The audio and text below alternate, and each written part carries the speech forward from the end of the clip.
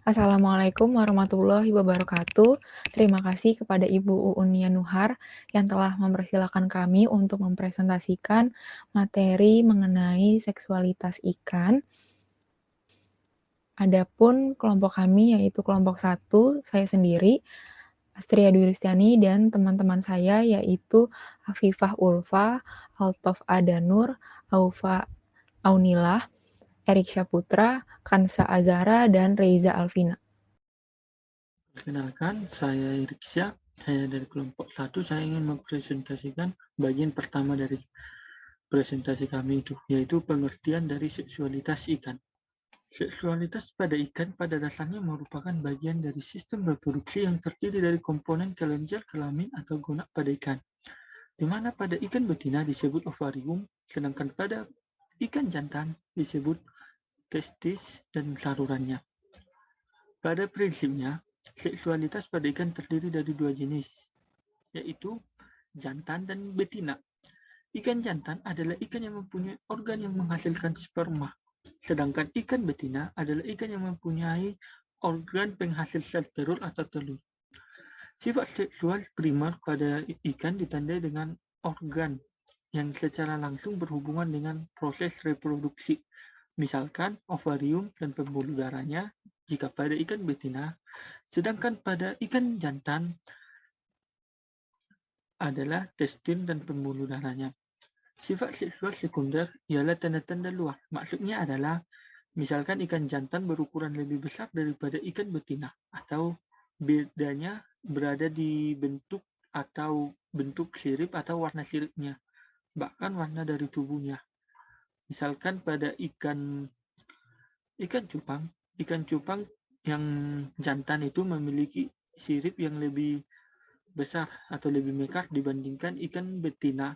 Ikan betinanya yang siripnya sangat kecil dan warnanya tidak terlalu mencolok seperti warna pada ikan jantannya.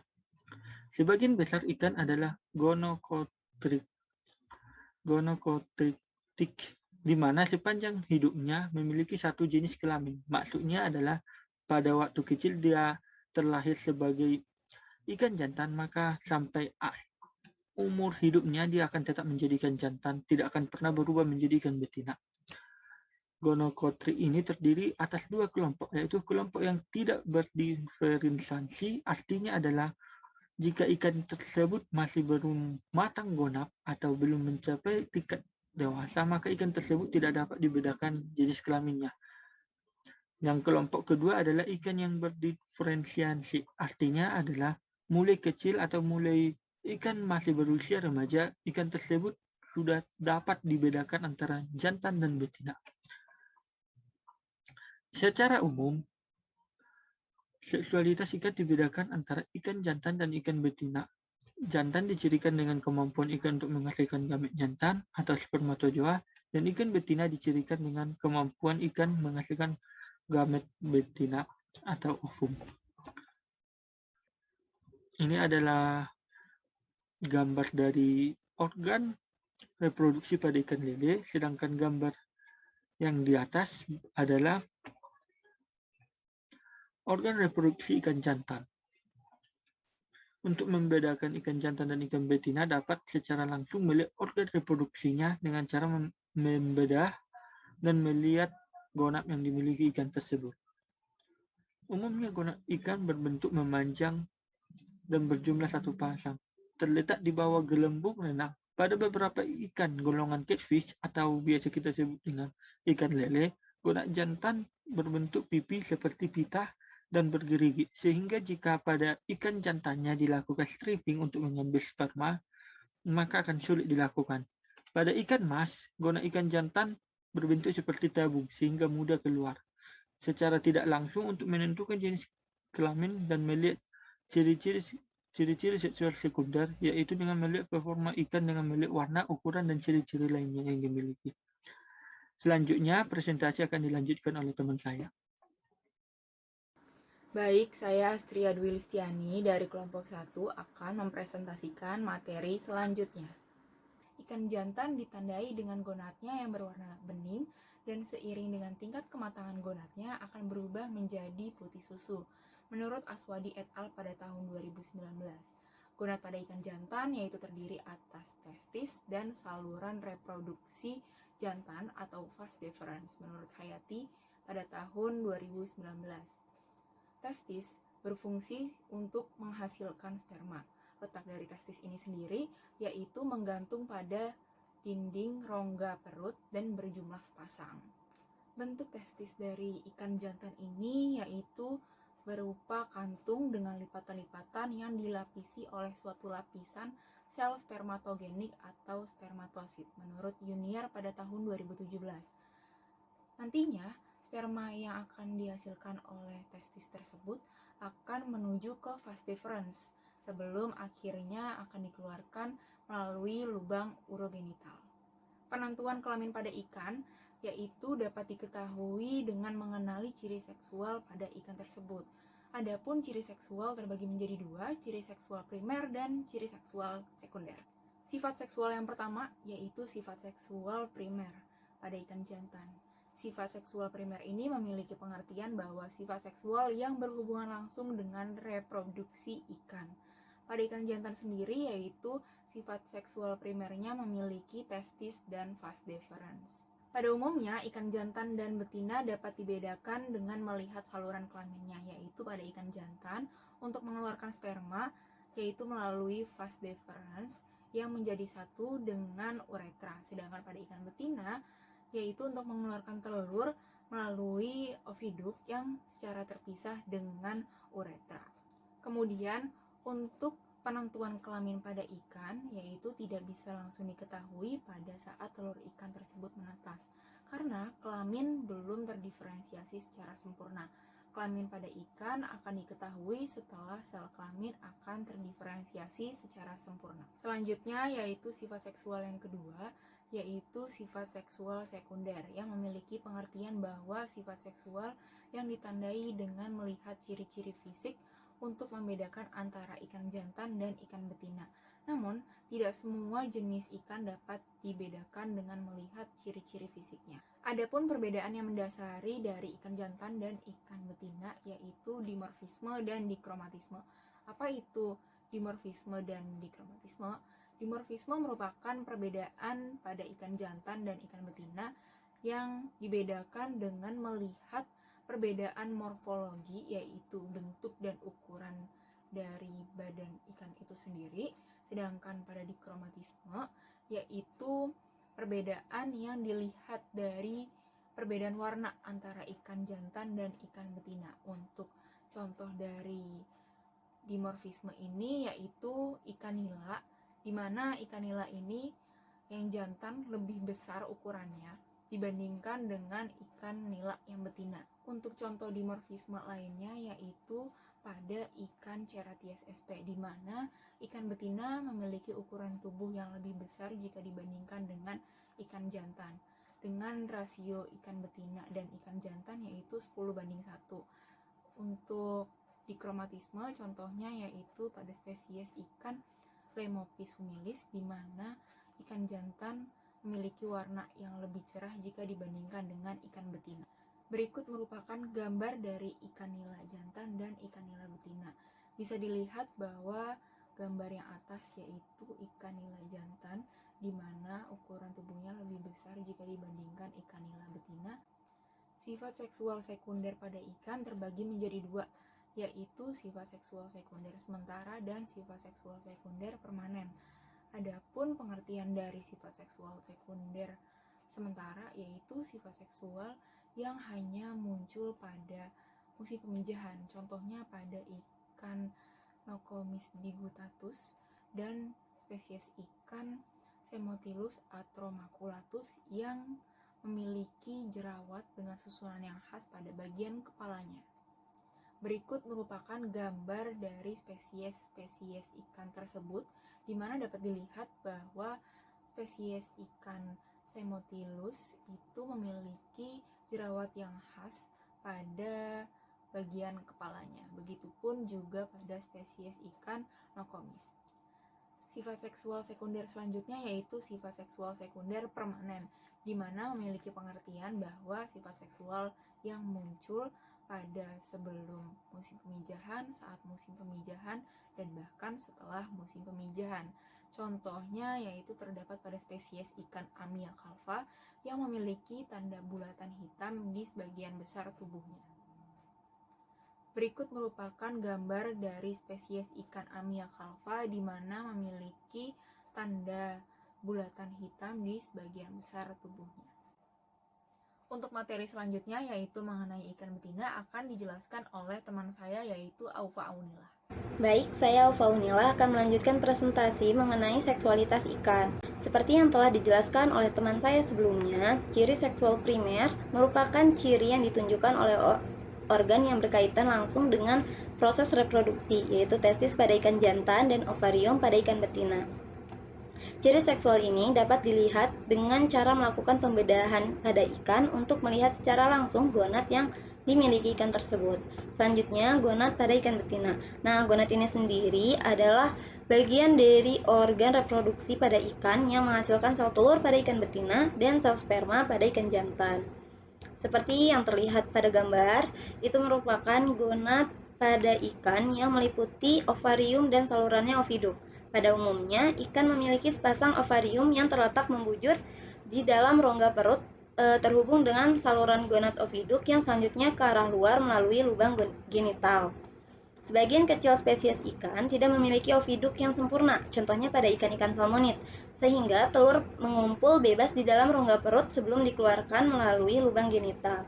Sedangkan sebagian besar spesies ikan yang memiliki oviduk sempurna dapat langsung mengeluarkan telurnya melalui lubang genital. Selanjutnya ada ciri seksual sekunder. Ciri seksual sekunder adalah ciri luar yang dapat dilihat secara langsung untuk membedakan ikan jantan dan ikan betina. Ciri seksual sekunder ini terbagi menjadi dua, yaitu ciri seksual sekunder sementara dan ciri seksual sekunder permanen. Ciri seksual sekunder yang bersifat sementara hanya muncul pada waktu musim pemijahan saja. Hal ini dikarenakan adanya rangsangan lingkungan pada musim pemijahan dan merupakan salah satu bentuk adaptasi reproduksi yang dikembangkan oleh spesies ikan tersebut untuk kelestarian spesiesnya. Contohnya di sini ada ovipositor pada ikan betina Rhodius amarus yang berfungsi untuk menyalurkan telur ke bivalvia. Bisa dilihat pada gambar. Yang atas itu ikan jantannya dan yang bawah itu ikan betina dengan ovipositor di bagian tubuhnya. Kemudian ada ciri seksual sekunder yang bersifat permanen atau tetap. Ini merupakan ciri yang sudah ada sebelum, selama, atau sesudah musim pemijahan. Ciri seksual ini berkaitan erat dengan bentuk dan warna tubuh ikan. Perbedaan seksual berdasarkan bentuk tubuh ikan disebut dengan dimorfisme seksual, sedangkan perbedaan seksual berdasarkan warna tubuh ikan disebut dengan dikromatisme seksual. Selanjutnya merupakan contoh-contoh dimorfisme seksual pada ikan betina. Di sini yang pertama ada ikan lemadang atau Coryphaena hippurus yang memiliki kepala bulat dan sirip dorsal yang letaknya lebih belakang dibandingkan dengan sirip dorsal ikan jantan. Bisa dilihat pada gambar ya, yang atas itu betina dengan kepala bulatnya dan sirip dorsalnya tuh lebih belakang daripada ikan jantannya. Nah, yang bawah itu ikan jantan ya. Bisa dilihat, teman-teman. Nah, selanjutnya ada ikan Sipporus halleri yang tidak memiliki bentuk ekor yang panjang seperti ekor ikan jantannya. Seperti yang digambar ya, bisa dilihat kalau yang atas itu ikan betina dan yang bawah itu ikan jantan dengan ekor panjangnya. Selanjutnya ada ikan angelfish, Photocorneus spinicaps yang memiliki ukuran tubuh jauh lebih besar dibandingkan ikan jantannya. Bisa dilihat pada gambar bahwa ikan jantannya itu berada di punggung ikan betinanya. Nah, ukuran tubuh ikan betina dengan yang jantannya ini memiliki perbandingan 1:10. Selanjutnya, ada dikromatisme seksual pada ikan betina. Dikromatisme ini merupakan perbedaan warna pada ikan. Nah, warna ini kan memang sering dijadikan sebagai ciri dari pengenalan seksual. Secara umum, ikan betina tidak memiliki warna secerah dan cemerlang warna ikan jantan. Hal ini dikarenakan warna cerah yang bervariasi milik ikan jantan berfungsi untuk menarik perhatian ikan betina. Contohnya di sini ada ikan Lepomis humilis yang memiliki bintik lebih sedikit dan warna lebih pucat dibandingkan dengan warna ikan jantannya. Bisa dilihat pada gambar, yang atas itu merupakan ikan betina dan yang bawahnya itu merupakan ikan jantan. Di sini bisa dilihat perbedaannya, kalau yang atas itu warnanya lebih pucat, kalau yang bawah itu memiliki warna yang lebih terang. Baik, selanjutnya akan dilanjutkan oleh teman saya. Terima kasih atas kesempatan yang telah diberikan. Perkenalkan, saya Kansa Azahra, dan pada kesempatan kali ini saya akan membahas materi mengenai populasi heteroseksual ikan. Secara umum, populasi sendiri memiliki definisi, yaitu jumlah keseluruhan dari satuan ataupun individu yang dapat dianalisis. Yang mana satuan tersebut dapat berupa orang, hewan, tumbuhan, ataupun barang-barang yang terdapat di sekitar kita dalam jumlah yang banyak. Sedangkan untuk populasi heteroseksual ikan memiliki definisi, yaitu di mana dalam suatu kelompok ikan terdapat berbagai macam jenis ikan yang memiliki seksualitas yang berbeda-beda. Secara umum, seksualitas ikan terbagi menjadi dua jenis kelamin, yaitu yang pertama adalah ikan jantan dan yang kedua adalah ikan betina. Pada materi sebelumnya telah dijelaskan bahwa ikan jantan merupakan ikan yang dapat menghasilkan sel sperma, dan ikan betina merupakan ikan yang dapat menghasilkan sel telur.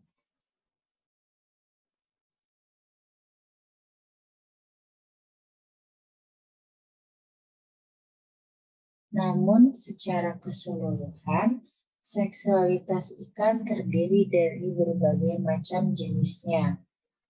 Seperti yang pertama ada hermafrodit. Hermafrodit kemudian terbagi menjadi hermafrodit sinkron, hermafrodit protandri, dan juga hermafrodit protagini. Dan yang kedua ada gonokorisme. Gonokorisme juga terbagi menjadi dua jenis, yaitu gonokorisme yang berdiferensiasi dan juga gonokorisme yang tidak dapat berdiferensiasi. Karena macamnya yang beragam ini, maka diperlukan ketelitian dan juga kehati-hatian apabila menentukan seksualitas ikan yang terdapat di dalam suatu perairan. Selain itu juga, pada perairan alami seperti laut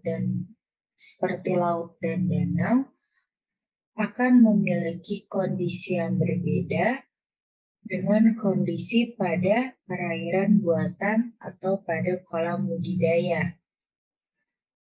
Hal tersebut dikarenakan pada kolam budidaya biasanya jenis kelamin ikan telah dimanipulasi, yang awalnya berpopulasi heteroseksual ikan, kemudian dimanipulasi menjadi monoseksual ikan.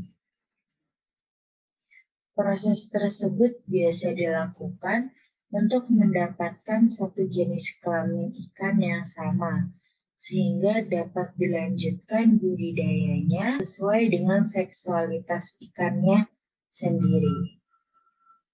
Demikian dari materi yang dapat saya sampaikan, dan materi selanjutnya akan dilanjutkan oleh teman saya, Altof.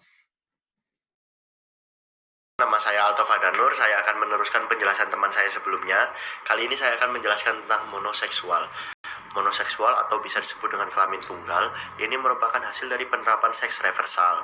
Seks reversal sendiri merupakan teori yang berkembang karena adanya fakta yang dimana menunjukkan bahwa seks reversal dapat dilakukan melalui embrio dan induk yang sedang mengandung anak. Dengan adanya penerapan seks reversal ini dapat menghasilkan populasi monoseksual atau kelamin tunggal. Kegiatan budidaya dengan monoseks ini dapat membantu mempercepat pertumbuhan ikan. Percepatan pertumbuhan ikan ini disebabkan karena adanya perbedaan tingkat pertumbuhan antara ikan yang memiliki jenis kelamin jantan serta betina. Contohnya ikan lele. Ikan lele yang berkelamin jantan dapat tumbuh lebih cepat daripada lele yang berkelamin betina. Budidaya monoseks ini sendiri dapat digunakan untuk mencegah adanya pemijahan liar pada kegiatan pembesaran ikan. Monoseksual itu sendiri adalah bagian dari seks reversal. Seks reversal merupakan cara pembalikan arah perkembangan kelamin ikan yang seharusnya berkelamin jantan, diarahkan perkembangan gonadnya menjadi betina atau sebaliknya. Teknik ini dilakukan pada saat belum terdiferensiasinya gonad kelamin ikan secara jelas antara jantan dan betina pada waktu menetas. Seks reversal merubah fenotip ikan tetapi tidak merubah genotipnya. Teknik seks reversal mulai dikenal pada tahun 1937 ketika estradiol 17 disintesis untuk pertama kalinya di Amerika Serikat. Pada mulanya teknik ini diterapkan pada ikan gupi, kemudian dikembangkan oleh Yamamoto di Jepang pada ikan medaka. Ikan medaka betina yang diberi metitestosteron akan berubah menjadi jantan. Setelah melalui berbagai penelitian, teknik ini menyebar ke berbagai negara lain dan diterapkan pada berbagai jenis ikan. Awalnya diyakini bahwa saat yang baik untuk melakukan seks reversal adalah beberapa hari sebelum menetas, ketika gonad belum didiferensiasikan. Teori ini pun berkembang karena adanya fakta yang menunjukkan bahwa seks reversal dapat diterapkan melalui embrio dan induk yang sedang bunting. Penerapan seks reversal dapat menghasilkan populasi monoseksual, kelamin tunggal. Kegiatan budidaya secara monoseksual akan bermanfaat dalam mempercepat pertumbuhan ikan. Hal ini dikarenakan adanya perbedaan tingkat pertumbuhan antara ikan berjenis jantan dengan betina. Beberapa ikan yang berjenis jantan dapat tumbuh lebih cepat daripada jenis betina, misalnya ikan nila dan ikan lele. Selain itu, budidaya monoseksual juga dapat digunakan untuk mencegah pemijahan liar pada kegiatan pembesaran ikan. Pemijahan liar yang tidak terkontrol dapat menyebabkan kolam cepat penuh dengan berbagai ukuran ikan. Total biomas ikan tinggi namun kualitasnya rendah. Pemeliharaan ikan monoseksual akan mencegah perkawinan dan pemijahan liar sehingga kolam tidak cepat dipenuhi ikan. Selain itu, ikan yang dihasilkan akan berukuran besar dan seragam.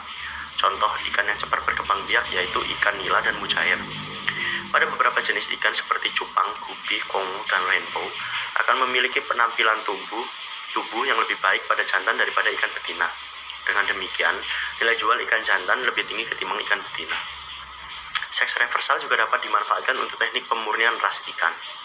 Telah lama diketahui, ikan dapat dimurnikan dengan teknik gigogenesis, yang produknya adalah semua betina.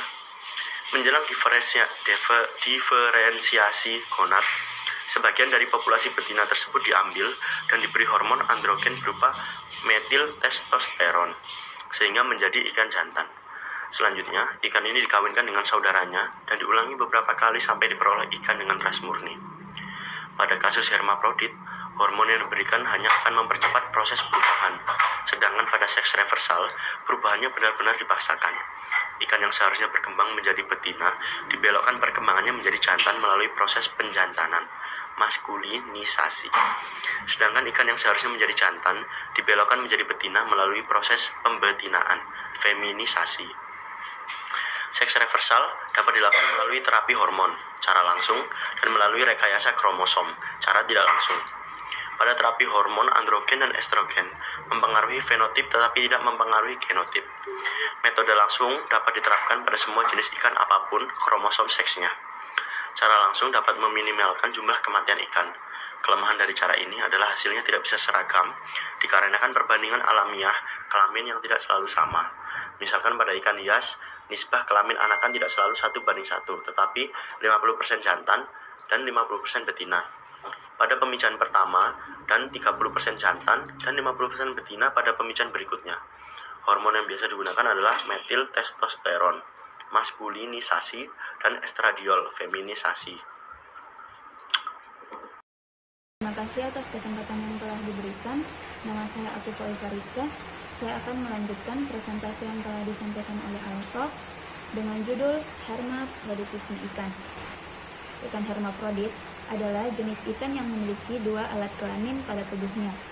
Ikan hermafrodit mempunyai baik jaringan ovarium maupun jaringan testis yang dapat dijumpai pada beberapa famili ikan.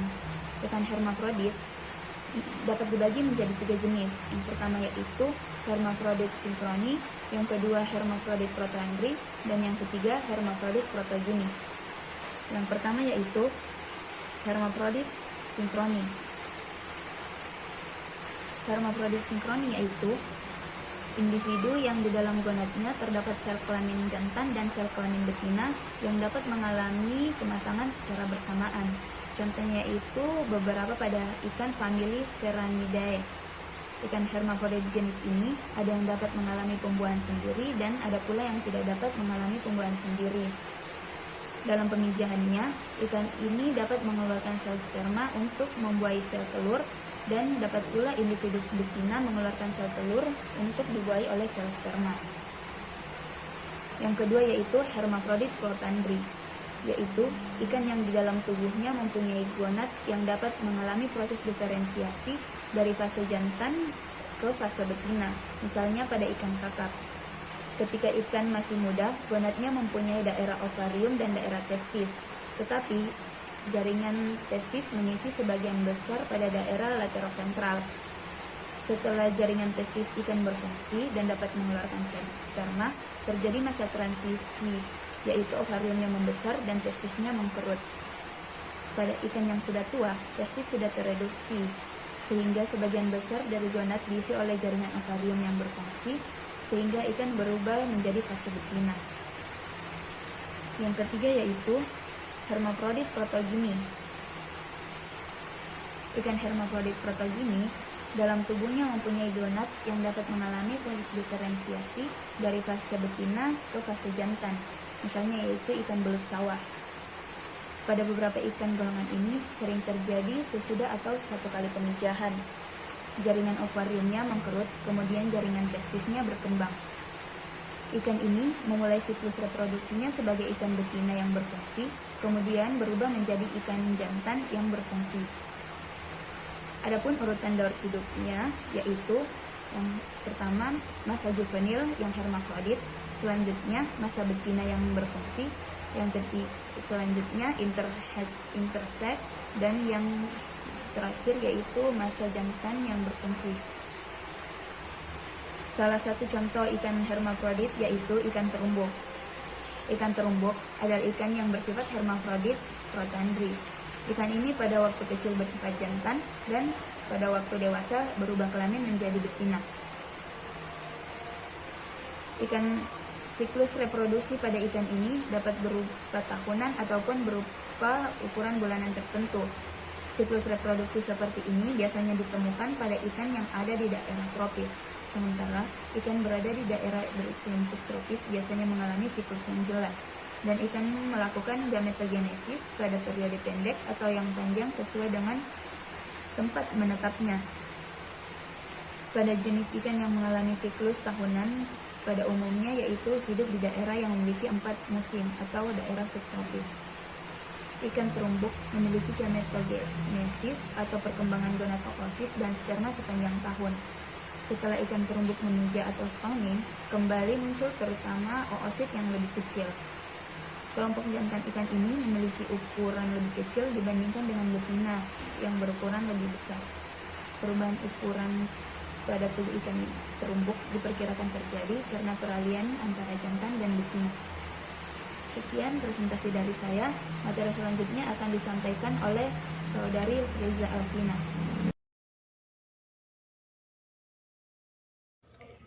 Sebelumnya perkenalkan, saya Reza Alvina Meladelanti yang akan menjelaskan tentang gonokorisme.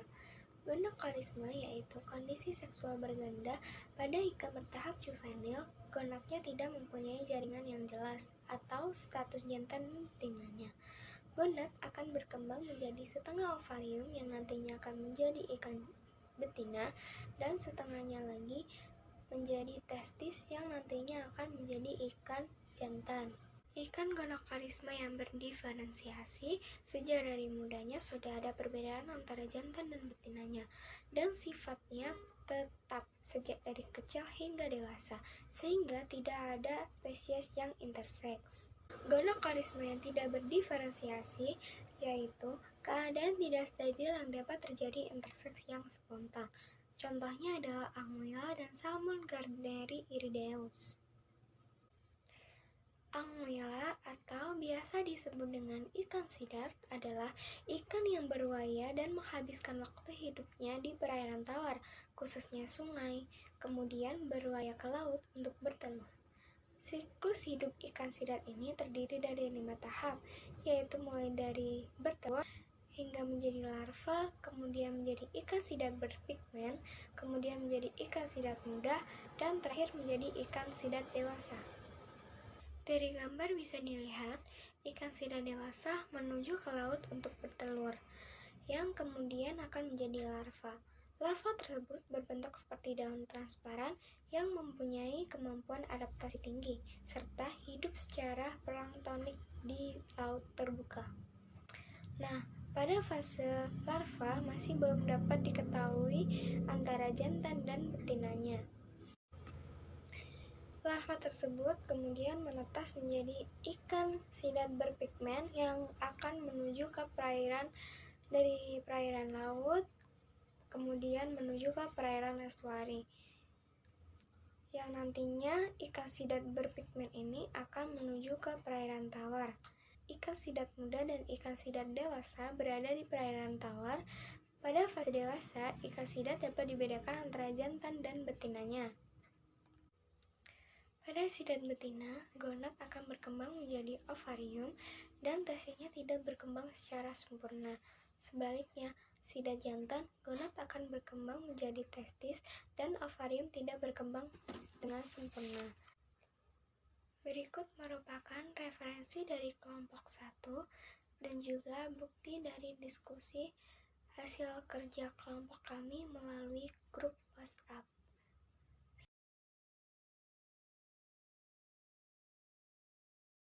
Kemudian presentasi dari kelompok kami, jika ada yang ingin ditanyakan bisa komentar di bawah ini.